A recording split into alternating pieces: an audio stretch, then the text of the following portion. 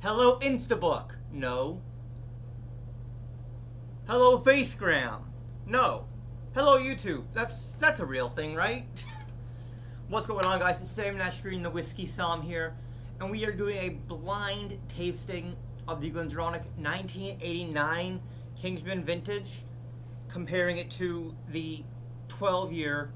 Well, I mean, I don't know if you know which is which either, is the thing. So I'm putting this as the vintage, just because of the color, which is kind of a dead giveaway, but we're still not 100% sure.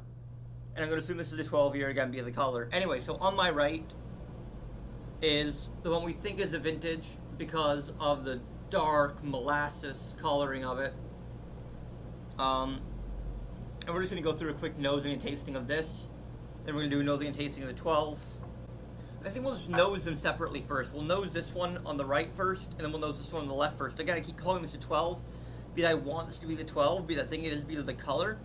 But I really don't know for certain, you guys. I promise you, I don't know. The answer's on this little blue card right here. I can't see it. I don't know what it is. My father, who's helping me out today, he poured these for me when I was in the other room. I have no idea. I didn't peek. So we're going to go ahead and blind nose this one first, and then we'll blind nose this one next. It's a 12. It's not fair. It's too easy. You know, it's that buttery, pastry, you know, kind of jammy GlenDronach that you love, that we all want to drink. Really get a lot of like puff pastry on this actually, which is really cool. Lots of like, you know, fruit jam, kind of like a cherry jam, maybe like a strawberry marmalade or something, mixed in with that puff pastry, vanilla, you know, dough, egginess. That's kind of cool. This one is just,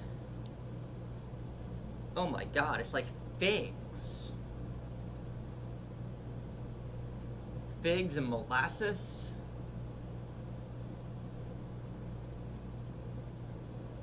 This has got to be the vintage, you guys. The color, the deep molasses and fig, and, you know, pruniness. There's some kind of like grape jelly even. Maybe like a low sugar grape jelly. It's kind of sweet, but not like super sweet. Alright, we're going to go ahead and taste the one that's on my left.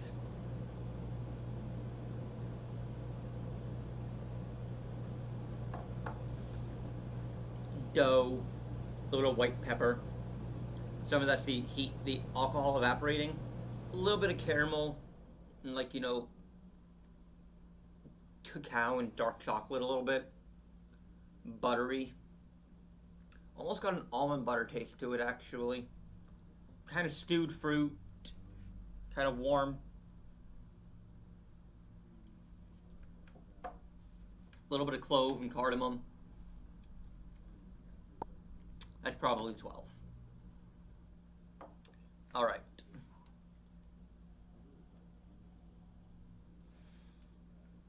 This has got a lot of stewed fruit on the nose. Really syrupy, thick nose.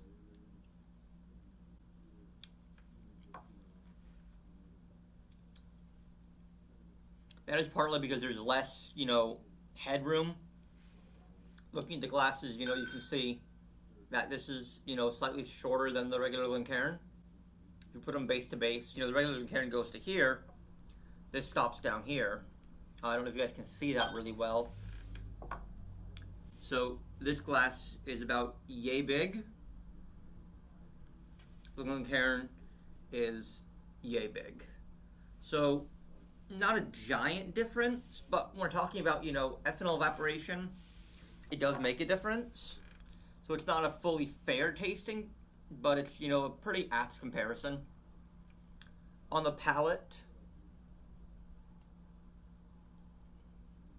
again, stewed fruit, but this is syrupy, it's mapley, molasses, a little bit of honey.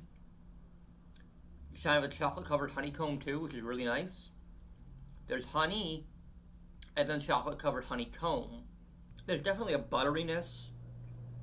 It's actually less sweet. No, It's more sweet, less pastry though. This is more like a jam or a marmalade, whereas this is definitely, like a pastry. Like it kind of reminds you of a Jewish cookie, the Hamantaschen. And it actually is Rosh Hashanah right now, even though it's for Purim. Kind of reminds me a little bit of the Hamantaschen. Both of these, the filling does kind of remind me of Hamantaschen filling. But this is more like a jelly donut, you guys. This one on the right here. So,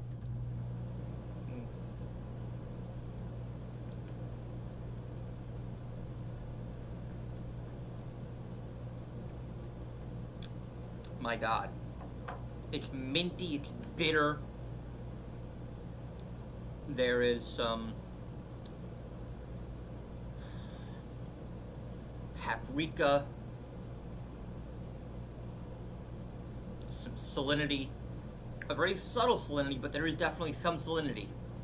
So I'm going to stand by what I said. This is going to be the vintage, the 1989 Kingsman Edition, and this is going to be the 12-year.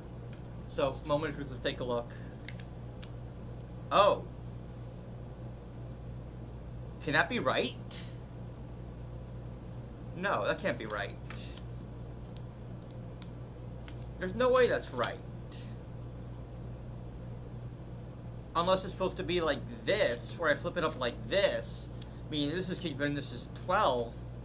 So when I flipped it like this, it said this is 12 and this is Kingsman. So, I'm gonna go check with the guy who poured it for me. We'll be back in a minute. So, I'm an idiot. Well, partly an idiot. He did tell me that they were on top of what they were supposed to be. So if I would have flipped it like he told me originally, it would have been Kingsman and 12-year. So I was right based off of color alone. This one in the small glass is the 1989 vintage from the Kingsman film. So a big thank you to my father for taking time out of a busy work schedule to help me out by pouring these blind samples for me. I'm going to enjoy a little bit more of the Kingsman right now, and I'm going to talk to you guys a little bit about that. So also thank you to Brown Foreman for providing these samples for me to taste. The Kingsman 1989 vintage is now available in stores, you guys. I think the retail is around $1,500. It could be closer to $2,500. I don't remember, but it's between $1,500 to $2,500. This is Dr. Rachel Barry's, kind of baby, I guess. She was really excited about this. And I never got to try the original Kingsman 1991 vintage, but that was actually for a while, and I'm sorry, it's like a Berenstain Bears moment. I could have sworn it was 1992 vintage, and I wanted it so badly because it was my birth year. But no, apparently it's 91 vintage. So if you remember being a 92 vintage, drop a comment below. Maybe we can convince GlenDronach to make a 1992 vintage Kingsman Edition. So, the fruit note on this, you guys. Getting a bottle is going to be really hard, but if you do have, a local bar or restaurant that does normally carry GlenDronach, and, they were interested in getting anyways, talk to them and see if you can get a hold of this bottle. Because it's actually really good, you guys. I definitely wouldn't spend, $1,500 or whatever dollars on this bottle. I don't have it to spend.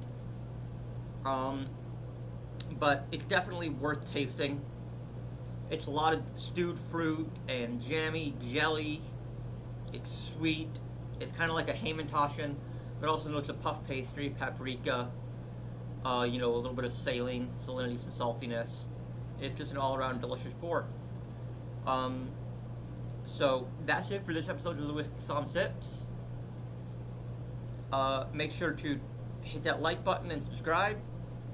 And I'll post a text review of this on beginnersguide-to-whiskey.com in the next couple of days. Slunch, cheers, and remember, manners maketh man.